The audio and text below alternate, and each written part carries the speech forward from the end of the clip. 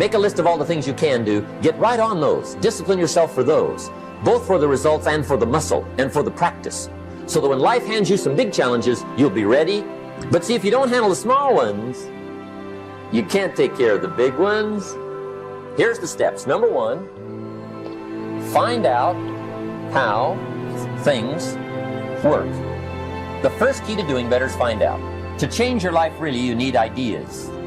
There isn't anything an idea can't change. And Schoaf taught me the major problem is lack of an idea, not a problem.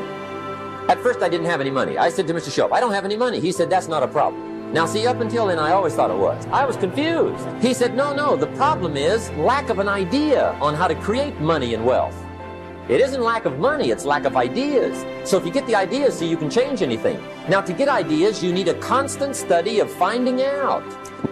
And they have to all be brought under the organizational structure of long-term collective vision. And in order to do that, you have to be disciplined. And any discipline, technically speaking, is an attempt to bring all those competing short-term impulses under a larger scale and more inclusive framework. You do that, and then, well, that's actually what gives you freedom. If you're going to mess around with very complicated and dangerous matters, you should really put your life together.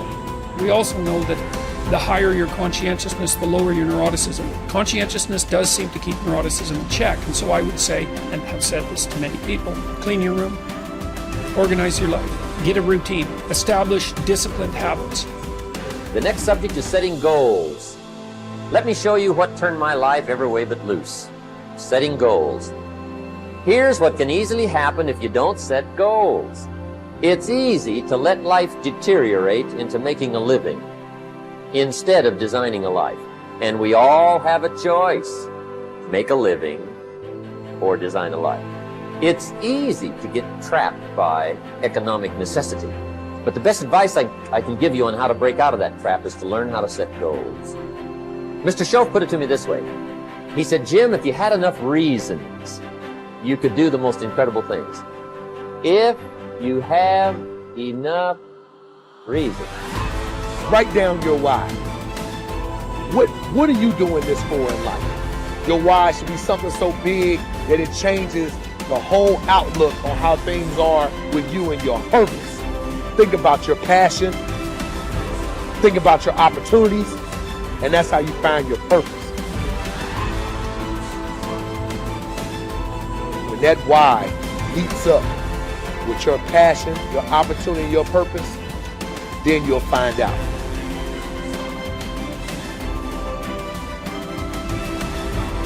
Most of us are standing in a busy street, just letting the opportunities in life pass us by.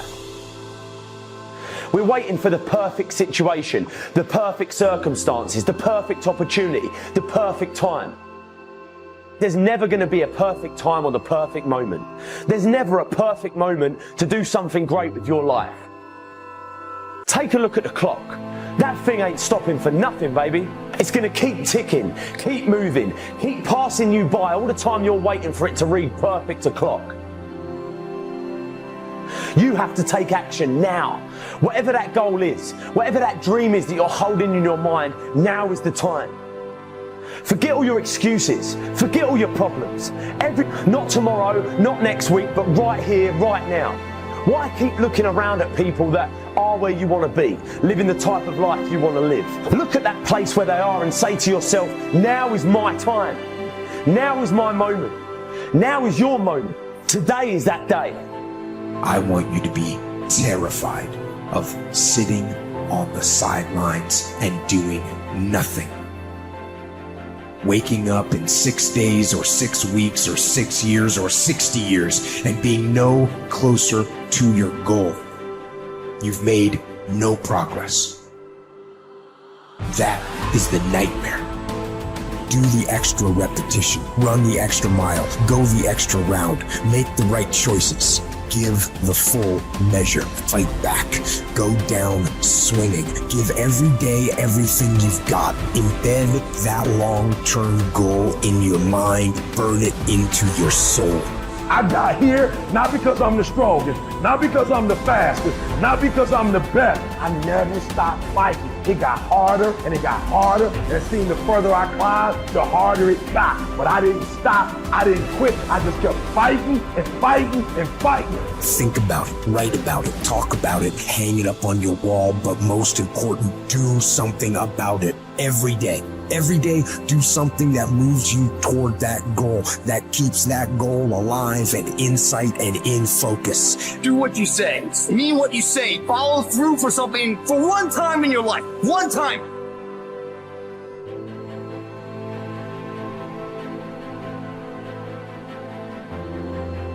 Most people can motivate themselves to do things simply by knowing that those things need to be done. But not me. For me, motivation is this horrible, scary game where I try to make myself do something while I actively avoid doing it. If I win, I have to do something I don't want to do.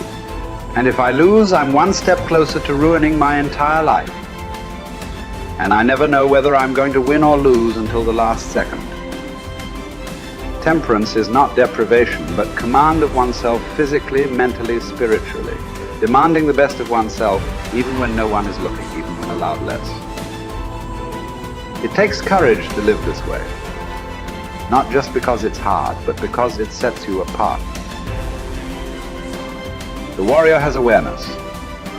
We are aware that we are at war, and the war in our minds requires discipline. Not the discipline of a soldier, but the discipline of a warrior. Not the discipline from the outside to tell us what to do and not to do, but the discipline to be ourselves, no matter what.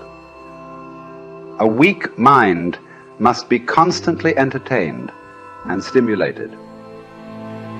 A strong mind can occupy itself and, more important, be still and vigilant in moments that demand. Without the momentum of a stern discipline, motivation is mostly a momentary, flighty emotion. For it works best under the supervision of discipline, but can serve as not only an ally, but also an enemy, because in anything that requires your self-discipline, whether going to church, going to classes, going to workouts, going through trainings, completing jobs, reading books, living well, eating healthily, studying, practicing something, the more times you skip, the more relaxed and motivated you'll become about skipping. And the next thing you know, you've quit your fight altogether. Or put in short, the more you skip, the more you'll skip until you've quit. Maybe then you'll see that motivation bears its fruits when watered by discipline, but it spoils when not.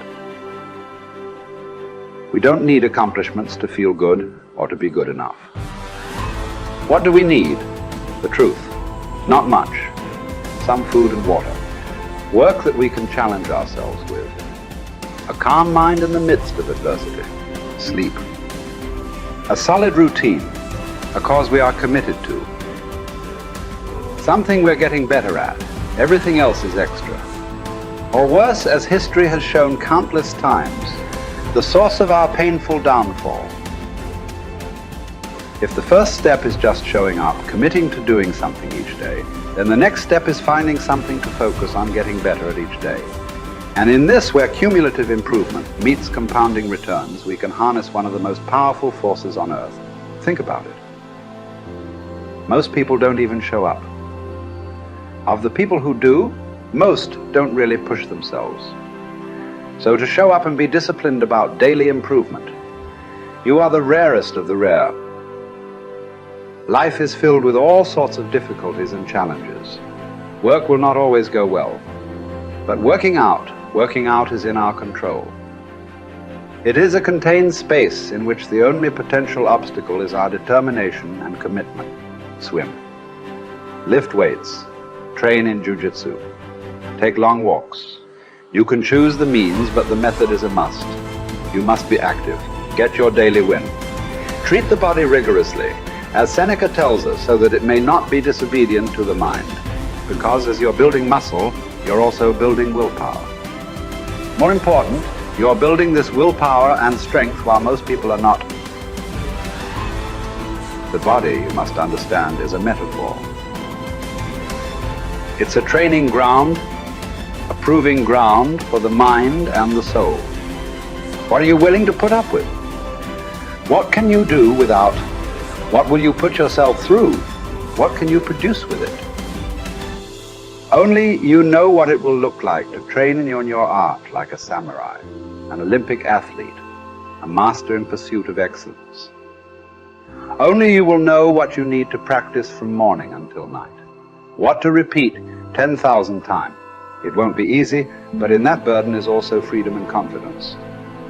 The pleasure of the flow state, the rhythm of second nature, the quiet calmness of knowing that from the practice you'll know exactly what to do when it counts, the pride and the dependability of doing it too.